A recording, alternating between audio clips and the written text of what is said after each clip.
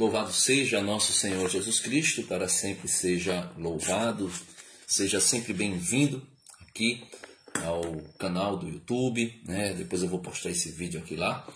E também estou querendo movimentar aqui o Facebook com um pouco mais de publicações a respeito da Palavra de Deus. Então, hoje queria fazer aqui uma breve pregação a partir do texto de São Marcos, capítulo 4, verso do 35 até o 41. Acalma a tempestade, né? Jesus que acalma a tempestade. Mas o tema dessa pregação eu escolhi é no entardecer desse dia, né? Porque o texto vai falar do entardecer do dia, e nessa palavra, o entardecer do dia, tem muita coisa a ser dito, né? Eu não vou me ater muito a essa palavra no entardecer do dia, mas vou falar diretamente do texto bíblico. Porém, o que seria o entardecer do dia? Podemos dizer que, como aquela mulher no poço de Jacó, que tinha, naquele encontro com Jesus ao pleno meio-dia, tinha uma vida velha, depois que encontrou-se com Jesus, teve uma vida nova, ou seja, no entardecer do dia da vida velha daquela mulher, e ela tem um novo amanhecer, ou seja, uma nova vida. Também, tantos e tantos como Zaqueu, o cego de Jericó, Lázaro, no entardecer do seu dia, ou seja, já morto, podemos assim dizer, naquele entardecer do dia de Lázaro, Jesus traz Lázaro a experimentar um novo dia. E também pode ser o entardecer do dia, né? O meu último dia, o teu último dia. Pode ser também o entardecer do dia de hoje, né? No entardecer do dia de hoje pode ter muita coisa para acontecer. O entardecer do dia, né? Que eu coloquei como tema, né? No entardecer desse dia, pode ser a tua vida velha, o teu pecado, né? Hoje, no entardecer do dia de hoje, do pecado, eu dou uma guinada na minha vida a partir da fé em Jesus. Então, eu queria que nós pudéssemos orar um pouco e a partir daí desse texto a gente meditar um pouco sobre a nossa vida, a nossa história.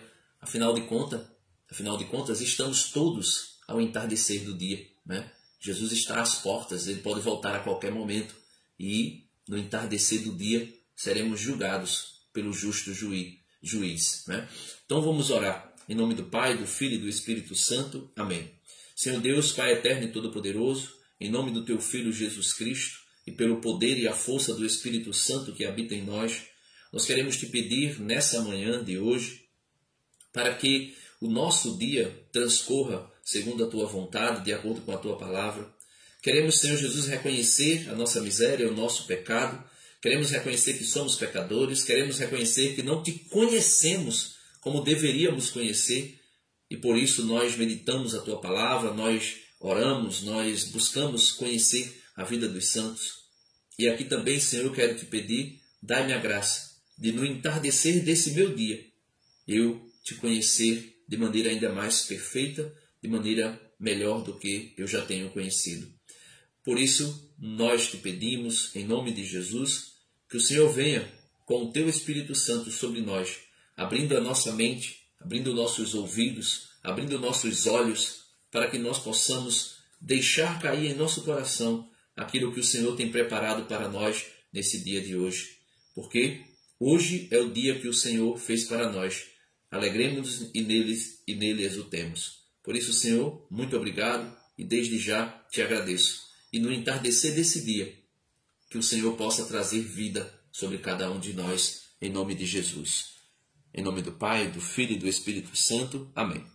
Vamos lá. Eu vou deixar aqui gravado, né? Quem entrar ao vivo assiste. Quem não conseguir assistir ao vivo, depois vai meditando aí, né? Então eu vou ler o texto inteiro, né? Da maneira que está aqui, ipsis literi, e depois a gente vai meditando versículo por versículo. Eu gosto muito de ler a Bíblia. Eu leio um pequeno texto, ou de repente um texto longo, mas também eu gosto de ir meditando versículo por versículo, porque aí o Senhor nos fala de uma maneira mais concreta. E eu me introduzo, né, dentro do texto. Esse negócio de ler a Bíblia como se fosse um livro externo a nós, não. Ele é um livro que que nós estamos dentro dele, nós estamos internamente dentro da Bíblia.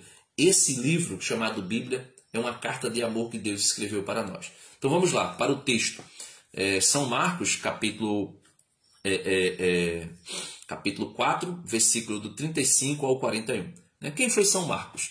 São Marcos foi discípulo do apóstolo São Pedro, foi intérprete também do apóstolo São Pedro. Esse evangelho foi escrito para os gentios, por meio de São Marcos, que caminhava com Pedro, São Pedro.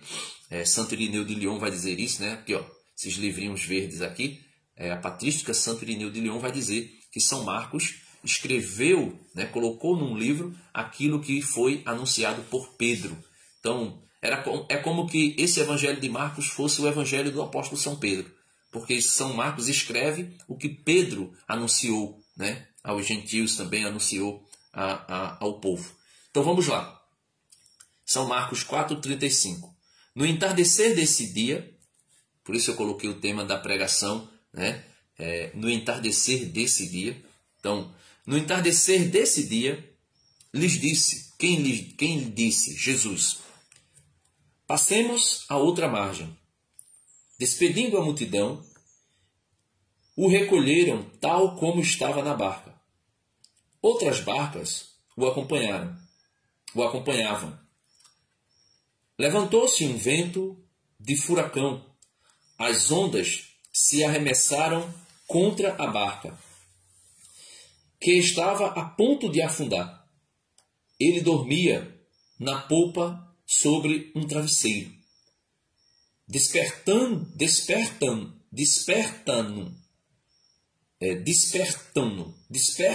e lhes dizem: Mestre, não te importa que naufraguemos? Levantou-se, Jesus ameaçou ao vento e ordenou ao mar: cala-te, emudece. O vento calou e sobreveio uma calma perfeita.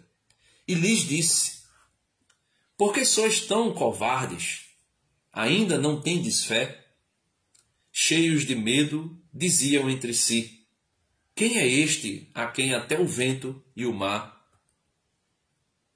até o vento e o lago, o mar, o obedecem? Quem é este que até o vento e o mar lhe obedecem? Então, aqui nós podemos traçar a nossa breve pregação de hoje, nossa breve partilha. Então, eu fui colocando aqui alguns pontos anotados. No fim deste dia, passemos a outra margem. O que é que Jesus quer dizer com isso? Veja, no fim, no entardecer desse dia, no entardecer desse dia, que dia? O dia da nossa humanidade velha, o dia do nosso homem velho, o dia do homem pecador que está lá atrás. Então, chega um momento em que nós nos encontramos com Jesus. E ao nos encontrarmos com Jesus, aquele homem velho, chega o último dia, o entardecer do dia para ele. Então, o entardecer desse dia, para mim, para você, é o encontrar-se com Jesus. No entardecer desse dia, ou seja, no fim da minha vida de pecado, eu me encontro com Jesus. E ao me encontrar com Jesus, Jesus me convida a passar para outra margem, ou seja, sair da vida velha e entrar na vida nova com Ele, com Cristo. No entardecer desse dia, meu irmão, ou no amanhecer desse dia de hoje, se você está vivendo uma vida velha, cheia de pecado, miserável, veja, eu não estou falando aqui de situações da nossa vida que por uma fragilidade da nossa natureza humana, nós nos aborrecemos e às vezes até fazemos alguma coisa que seja contrária à vontade de Deus. Eu não estou falando disso. Eu estou falando de nós que estávamos numa vida de pecado, sem querer saber de Cristo, sem querer saber de Deus. Nós estávamos vivendo uma vida velha, uma vida pecaminosa. No entardecer desse dia, quando nos encontramos com Cristo, Ele nos chama a outra margem. Ele nos tira da margem velha, da vida velha, e nos chama a outra margem. Ele nos chama a uma vida nova, uma vida com Ele, uma vida com Cristo. Veja, o entardecer do dia é o entardecer da vida do homem velho, da mulher velha. Passar para outra margem, ao convite de Jesus, é dizer: filho, vem, sai dessa vida, sai da tua autossuficiência que não te leva a nada. Porque nós pensamos isso: eu sou autossuficiente, eu não preciso de Deus, eu não preciso de Cristo, eu não preciso de ninguém, eu não preciso de nada, eu sou o cara, eu sou a mulher, eu faço e aconteço. Aí Jesus vai dizer, no entardecer desse dia, ou seja, no final da vida velha, no momento em que Cristo se encontra conosco e nós nos encontramos com Ele, Jesus chama: filho, vem para outra margem. Sai dessa vida de miséria que tu estás vivendo. Sai dessa vida de pecado que tu estás vivendo e vem para outra margem. Isso é o convite que Deus faz para mim e para você todos os dias, através de Jesus Cristo. Então, continuando no versículo 36, vai dizer o seguinte: despedindo a multidão, o recolheram tal como estava na barca. Outras barcas o acompanhavam. Veja, despedindo a multidão, Jesus não quer tratar com a multidão. Jesus quer tratar com a sua igreja. Jesus quer tratar comigo e com você. Jesus não quer tratar, Jesus não vai dialogar com o mundo. Jesus não vai conversar com o mundo. Jesus não vai viver uma intimidade com o mundo. Jesus, aqui, o versículo 36 é muito claro, veja. Despedindo a multidão. Então Jesus despede a multidão. O que isso significa? Significa dizer que Jesus não está para viver em comunhão com a multidão. No entardecer desse dia, Jesus chama indivíduos para estar com Ele. E esses que estão com Jesus fazem parte da sua barca, da sua igreja. Veja, despedindo a multidão, o recolheram tal como estava na barca. Outras barcas o acompanhavam. Então veja, Jesus não quer fazer comunhão com o mundo. São Tiago vai dizer, na carta de São Tiago vai dizer a seguinte: adúlteros, e aqui não é adultério de traição conjugal, mas é adultério daquele que deixa o Deus verdadeiro para adorar um Deus falso. Ou deixa um Deus verdadeiro para fazer de si mesmo o seu próprio Deus, o dono da sua vida, que faz e acontece. Então São Tiago vai dizer: adúlteros, vós não sabeis que aquele que faz amizade com Cristo, ou melhor, aquele que faz amizade com o mundo, se torna inimigo de Deus, inimigo de Cristo. E aquele que faz amizade com Cristo acaba se tornando automaticamente inimigo do mundo. E é por isso que o mundo persegue a igreja. Então, Jesus não quer tratar com o mundo, Jesus quer tratar com a sua igreja. Por isso é dito, despedindo a multidão, o recolheram, tal como estava na barca. Recolheram Jesus na barca. Que barca? A igreja. Outras barcas o acompanhavam. Outras barcas acompanhavam Jesus. Existem muitas igrejas que têm acompanhado Jesus, mas têm acompanhado Jesus de longe, ou seja, outras barcas. A igreja de Cristo é uma só, por isso Jesus está somente em uma barca. Muitas outras barcas acompanham Jesus. Muitas outras igrejas, e são várias, e muitas, e todo dia aparece aparece uma igreja nova, todo dia aparece uma barca nova, que acompanha Jesus. Mas acompanha Jesus de onde? De longe. Jesus não está à margem, Jesus está na barca. E que barca é essa? É a sua igreja. Só que quando Jesus entra na barca, para estar com a sua igreja, para estar na sua igreja, veja o que acontece. Versículo 37. Levantou-se um vento de furacão. Veja, um vento de furacão. Esse levantar-se um vento para atacar a igreja assim que Jesus entra nela. Veja, Jesus entrou na barca. Como estava, entrou na barca.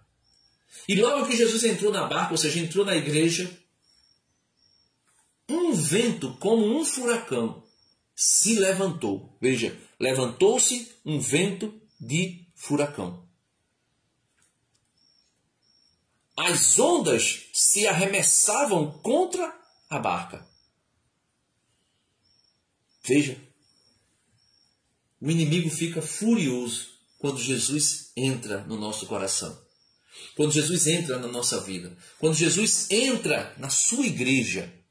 E aqui eu estou falando de igreja mesmo, instituição, que foi instituída por ele. Tu és Pedro, sobre esta pedra edificarei a minha igreja, e as portas do inferno não prevalecerão contra ela. Quando Jesus entra nessa barca, como colocou Noé e sua família dentro da arca de Noé, né, daquela barca também podemos dizer, e ali no dilúvio, tudo que estava fora da barca, da arca de Noé, morreu. Então quando Jesus entra dentro da sua igreja, mesmo que tenha outras barcas ao redor, Jesus está dentro da barca, dentro da igreja. E o vento se levanta. Veja, o interessante aqui, veja, perceba meu irmão, perceba minha irmã, que o interessante aqui que Jesus vem falar por meio desse evangelho é o seguinte, veja, versículo 37, Marcos 8, 37 novamente, leia comigo, veja. Levantou-se um vento de furacão. Aqui é toda a ação diabólica de Satanás se levanta. E se levanta para quê? Para lançar ondas, ou seja, para lançar ondas. Que ondas são essas? São ataques ferozes contra a igreja. Veja, levantou-se um vento de furacão. As ondas se arremessavam contra a barca. Veja que no versículo 36 diz, despedindo a multidão, o recolheram tal como estava na barca. Outras barcas o acompanhavam. Mas quando o vento vai se levantar contra a igreja, contra a barca de Cristo, ele se levanta somente contra a igreja. Veja, levantou-se um vento, versículo 37, levantou-se um vento de furacão. As ondas se arremessavam contra a barca, que estava a ponto de afundar. As ondas se levantaram contra a barca. Marcos não diz aqui que as ondas se levantaram contra as barcas. Porque as barcas não são barcas de Cristo. São barcas humanas que acompanham Cristo. Que até segue Jesus. Que até escuta Jesus falar. Que até vê, com certeza viram um milagre que Jesus fizera para que a barca, a única igreja, não fosse afundada. Então veja, versículo 37 novamente. Levantou-se um vento de furacão.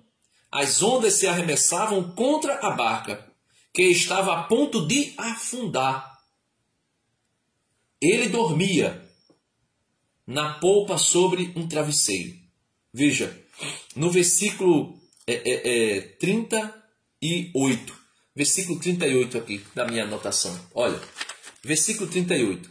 Jesus dormia, né? Essa expressão, versículo 38.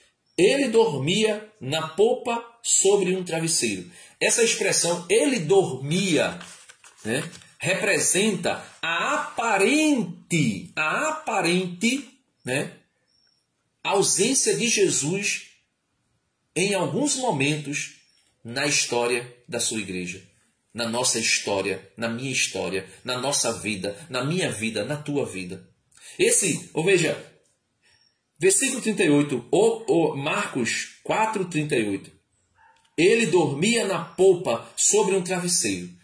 Esse dormir de Jesus aqui representa a aparente ausência de Jesus em alguns momentos da nossa vida e da vida da igreja. Só que, continuando o versículo, despertam-no e lhes dizem, mestre, não te importa que afundemos, que naufraguemos? No mesmo versículo 38, a oração, veja, a nossa oração atrai, com a nossa oração nós atraímos a atenção de Jesus. Veja, Jesus aparentemente dorme. Jesus aparentemente está ausente da minha vida e da tua vida. Pode até parecer. Com a tempestade que se levanta, com o vento impetuoso que se levanta contra a tua vida, com as ondas, as pancadas que a vida tem te dado, com as pancadas que o mundo tem te agredido, com tudo aquilo que o mundo tem feito contra você. Você olha para um lado, olha para o outro e você diz, cadê Jesus? Aonde está Jesus? E você pergunta, aonde está meu Deus? Aonde foi parar o meu Salvador, o meu Redentor? Aonde ele está? Será que ele não se importa mais comigo, como diz o salmista? Será que a mão do Senhor está mudada? Será que o Senhor nos abandonou? O salmista diz.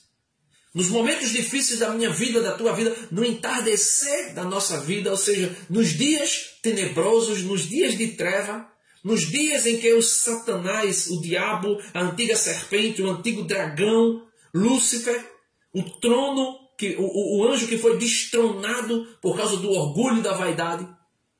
No dia em que ele se levantar contra você, contra a minha vida, contra a tua vida, talvez você olhe para um lado, olhe para o outro e diga, cadê Jesus? Aonde está Jesus? Cadê o meu Salvador?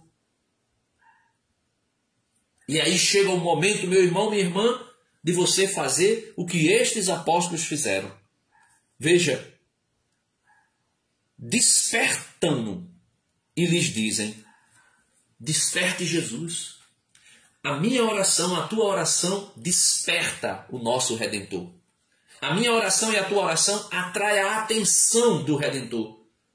O salmista vai dizer que ele se agrada de um coração humilhado, de um coração contrito. Ele mesmo conta uma parábola de um fariseu orgulhoso que vai orar e que não tem êxito na sua oração. E fala de um publicano, um pecador miserável que vai orar e diz somente, Senhor, tem piedade de mim porque sou pecador. E aquele homem sai justificado da presença de Deus porque se humilhou. E ele mesmo diz, humilhai-vos na presença do Senhor e ele vos exaltará. O próprio Jesus vai dizer, todo aquele que se humilhar, não é que for humilhado por alguém perverso que está nos perseguindo, mas é nós mesmos, na nossa liberdade. Aquele que se humilhar será exaltado. São Tiago vai dizer, humilhai-vos na presença do Senhor e ele vos exaltará. Elevai vossas mãos, pecadores, fazei orações, súplicas e ações de graças o tempo todo. E aí, meu irmão, Jesus será despertado pela minha oração e pela tua oração. E quando Jesus despertar, veja que coisa maravilhosa no versículo 39. Então Jesus Cristo se levanta, veja, versículo 39, levantou-se, ameaçou ao vento e ordenou ao mar, cala-te e imudece. Então veja, então Jesus Cristo se levanta e dá ordem ao vento e ao mar. Ou seja, toda tempestade. O vento aqui representa Satanás. Se levanta. Veja, versículo 37. Levantou-se um vento de furacão. O vento que se levanta contra a igreja, contra mim, contra você, é Satanás. Levantou-se um vento. Né? A carta aos Hebreus, no capítulo 1, vai dizer que Deus faz dos seus anjos vento e chamas de fogo. Então, Satanás também foi um anjo que caiu, claro, que tornou-se Satanás. Mas ainda assim, ele pode ser representado como um vento. Levantou-se um vento, como de furacão, um vento impetuoso. As ondas são os ataques de Satanás na minha vida e na tua vida. Então, quando Jesus se levanta, Jesus dá ordem ao vento, ou seja, a Satanás. Cala-te. Quantas vezes Jesus se encontrou com diversos demônios que gritavam, o que viestes fazer aqui, Jesus? Nos atormentar antes da hora?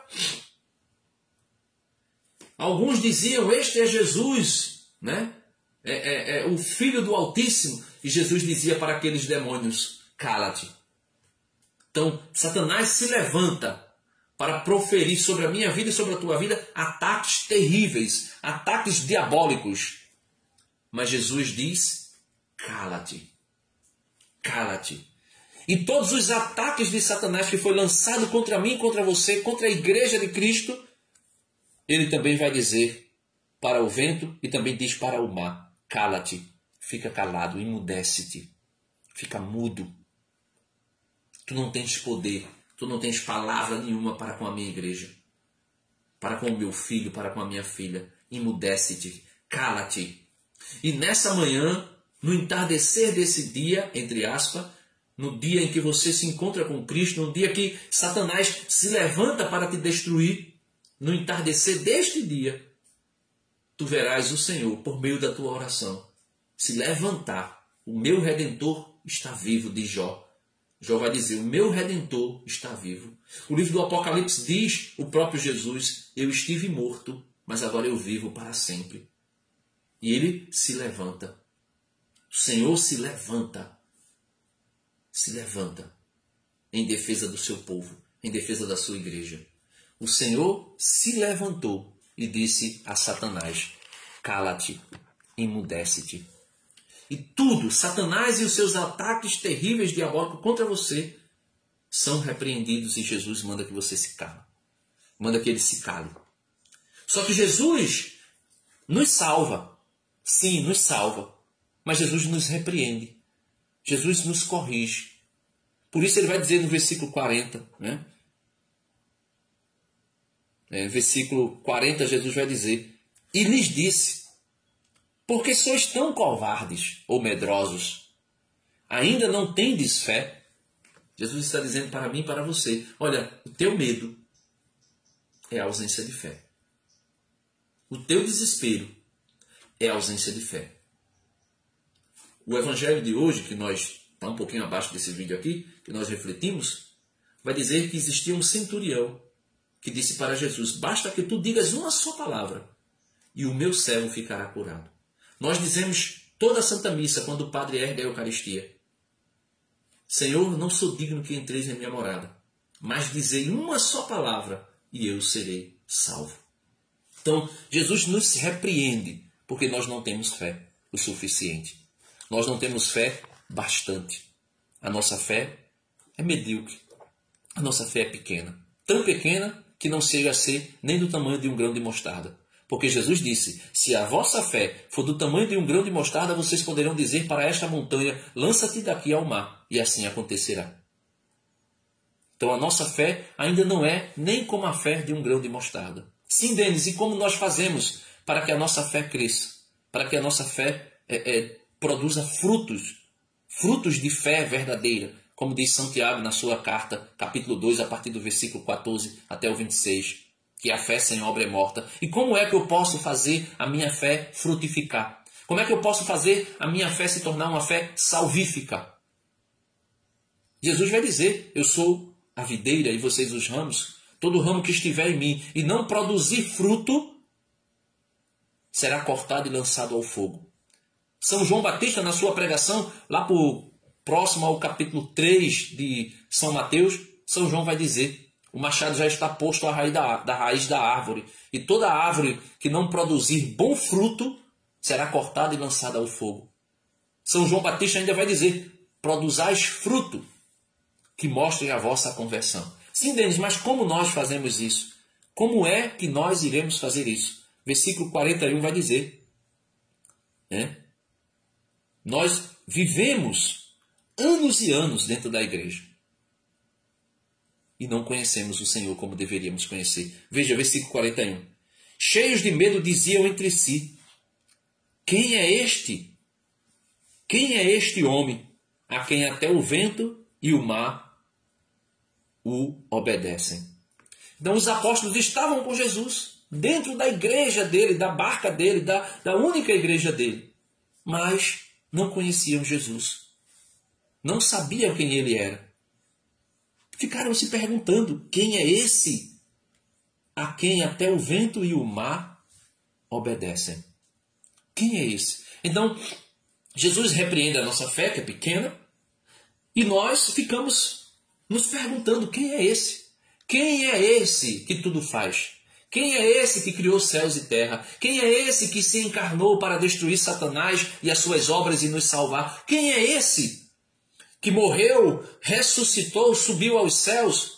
Quem é esse que prometeu que voltaria e que vai voltar no último dia? Quem é esse? Nós não sabemos. E eu queria concluir essa breve pregação com uma leitura do capítulo 6 do livro do profeta Oséias. No livro do profeta Oséias, capítulo 6, vem falar de uma verdadeira conversão. Oséias, capítulo 6, eu vou ler a partir do versículo 1. Era para ler a partir do 3, mas eu vou ler a partir do versículo 1. Oséias, capítulo 6, versículo 1. Vamos voltar ao Senhor. No entardecer desse dia, ou seja, chegou o momento. Agora é o entardecer da tua vida, de pecado, de miséria, de uma vida que desagrada a Deus. Agora, o entardecer do dia é hoje, é agora, nesse momento. Nesse momento, diz Oséias para mim e para você, vamos voltar ao Senhor. Ele nos despedaçou e nos curará. Ele nos despedaçou e nos curará. Nos feriu e nos atará as feridas. Em 2 dias nos fará reviver. Veja, no entardecer desse dia o Senhor te chama. Em 2 dias nos fará reviver. No 3º dia nos restabelecerá e viveremos em sua presença. É isso que o Senhor está fazendo no entardecer do dia de hoje. Não esse dia que agora começou, mas no entardecer desse dia. Ou seja, agora, nesse momento em que o Senhor te encontra e que você está no lamaçal do pecado, esse dia, o entardecer do dia da tua vida velha, acabou. Terminou o dia da tua vida velha. E no segundo dia, Ele te fará viver. E no 3º dia, após a tua conversão primária, no 3º dia, nos restabelecerá e viveremos em sua presença. Viveremos na sua igreja, na sua casa. Viveremos com Ele para sempre. Aí, o Senhor que nos chamou e nos repreendeu por falta de fé, e nós que sem fé e sem conhecimento dele, ficamos a perguntar quem é este homem. Ele agora nos chama, veja, esforcemo-nos por conhecer o Senhor, diz o profeta Oséias para nós. Esforcemo-nos por conhecer o Senhor. Sua saída é pontual, como a aurora virá. Então veja, o Senhor saiu daqui por meio da morte, ressurreição, subiu aos céus. Então, esforcemo-nos por conhecer o Senhor. Sua saída é pontual, ele foi para junto do Pai. Mas como a aurora, ele virá a nós como a chuva, como o aguaceiro que empapa a terra. Que farei de ti, diz o Senhor, Efraim? Eu sou Efraim hoje. Que farei de ti, Judá? Eu sou Judá hoje. Vossa lealdade é nuvem matutina. Ou seja, a minha fidelidade e a tua fidelidade, meu irmão, minha irmã, mesmo que você se ache aí o super crente, a minha fidelidade e a tua fidelidade é uma nuvem matutina, é um orvalho que se evapora ao amanhecer. A minha fidelidade e a tua fidelidade. Só que a minha fidelidade e a tua fidelidade é um orvalho que o sol, quando bate nele, ele evapora e vai embora. Só que a minha fidelidade e a tua fidelidade não anula a fidelidade de Deus. São Paulo, escrevendo a Timóteo, vai dizer assim: olha, é digna de fé esta palavra que eu vos escrevo. Se nós formos infiéis, ele permanece fiel, porque ele não pode voltar atrás da sua palavra. Então, a minha fidelidade e a tua fidelidade é como uma nuvem matutina, o orvalho que se evapora ao amanhecer do dia. Por isso diz o Senhor, por isso os matei com as palavras de minha boca. Os atravessei com os meus profetas. E minha sentença brilha como a luz. Porque quero lealdade, não sacrifícios. Quero conhecimento de Deus e não holocausto. Então você pode estar fazendo inúmeros sacrifícios, mas o Senhor não quer sacrifício. O Senhor quer lealdade. O Senhor quer fidelidade. Você pode estar oferecendo inúmeros holocaustos a Deus, fazendo coisas que até Deus, entre aspas, né? Só para trazer o ditado popular, fazendo coisas até que Deus duvida. Ou fazendo coisas até que o diabo duvide. Ele fez isso mesmo por causa de Deus. Só que o Senhor não quer simplesmente sacrifícios. O Senhor quer lealdade. O Senhor não quer holocaustos, oferendas. Eu vou ofertar esse meu dia ao Senhor. Eu vou ofertar isso ou aquilo ao Senhor. Eu vou fazer uma oferta vultosa. Eu vou levar o dízimo. Eu vou fazer isso. Não. O Senhor não quer holocaustos, ofertas. O Senhor quer conhecimento de Deus. O Senhor quer conhecimento de Deus. Por isso o versículo 3 vai dizer: esforcemo-nos por conhecer o Senhor. Oséias capítulo 5, ou melhor, capítulo 6, versículo 3. Esforcemo-nos por conhecer o Senhor. Esforcemo-nos por conhecer o Senhor. Porque Ele quer de nós conhecimento. Ele quer de nós fidelidade. Davi disse: eu conheci o Senhor e prossigo em conhecer o Senhor. Que nós possamos também fazer isso. No entardecer desse dia, fechando aqui a escritura, no entardecer desse dia, no dia que estávamos sem Cristo, e agora, no amanhecer de um novo dia, ou seja, o segundo dia, ao encontrarmos com Cristo, Ele nos ressuscitará. E no terceiro dia, seremos com Ele ressuscitados em glória. Que o Senhor nos ajude, que o Senhor nos conceda a graça de reconhecer a nossa miséria, a graça de reconhecer que somos pecadores, a graça de reconhecer que Cristo é o único que salva, a graça de reconhecer que eu só serei salvo se eu estiver na barca de Cristo, ou seja, na igreja de Cristo, na única igreja de Cristo. E é por isso que tinha muitas barcas que seguiam Jesus, mas somente a barca em que Cristo estava, ou seja, a sua barca, a sua igreja, foi atacada por Satanás e pelos ventos. Porque Satanás não está nem aí que tenha aparecido e que esteja aparecendo milhões de igrejas uma atrás da outra, que sigam Jesus à distância. Satanás está incomodado com a igreja que Cristo está dentro dela e caminha, ou navega nesse mar que é o mundo, caminha nessa igreja junto com os seus apóstolos, com os seus discípulos, com os seus servos. Que nós possamos pedir ao Senhor a graça, Senhor, de estarmos na Tua igreja, de estarmos na Tua barca. Mesmo que Satanás se levante como um vento de furacão e nos ataque com ondas terríveis e tenebrosas. Mesmo que aparentemente o Senhor esteja como que dormindo, que nós possamos gritar em oração: Senhor, salva-nos. Senhor, socorre-nos. Senhor, protege-nos.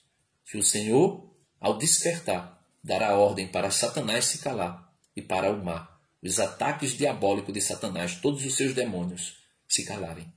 Amém. Em nome do Pai, do Filho e do Espírito Santo. Amém. Se você está me assistindo aqui pelo YouTube, dá uma curtida no vídeo, aqui também no Facebook. E também se inscreva no canal, no YouTube. Compartilhe esse conteúdo. Comenta, deixa aí o teu comentário. E lembre-se, inscrever-se é de graça. É de graça, só basta você clicar, inscrever-se. Deus abençoe você e até o próximo vídeo, se Deus quiser. Amém.